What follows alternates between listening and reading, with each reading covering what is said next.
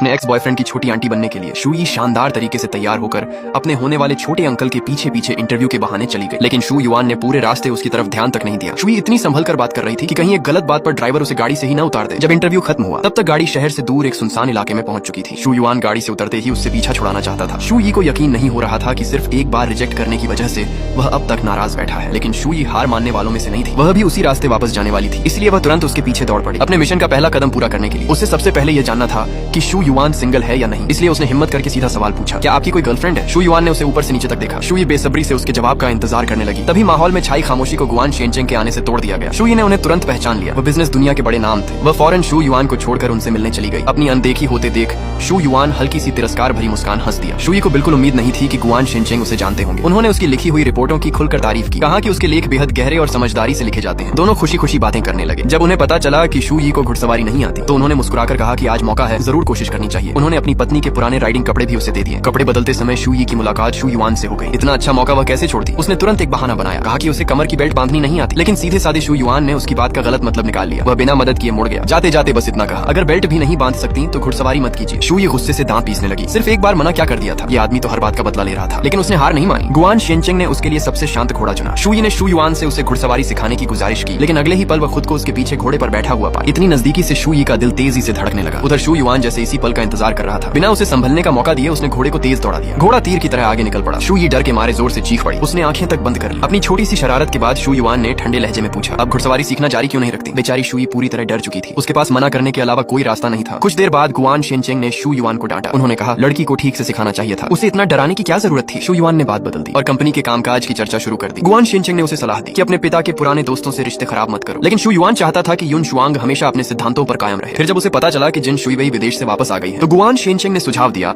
कि उसे अखबार में रिपोर्टर बनने का मौका दिया जाए, क्योंकि उसकी पढ़ाई भी उसी क्षेत्र की थी। शू युआन ने पहले यह कहकर मना कर दिया कि उसकी भतीजी में अभी कोई खास काबिलियत नहीं है, अखबार उसे सिर्फ सजावट के लिए तो नहीं रख सकता। लेकिन शूई से मिलने के बाद उसका विचार बदल गया। उसे लगा शायद जिन शुईवेई को एक मौका देना चाहिए। हो सकता है इस बार कोई उम्मीद से बढ़कर नतीजा देखने को मिले। इस ड्रामे के सारे पार्ट्स हमारे अकाउंट पर अवेलेबल हैं, जाकर देख लीजिए। और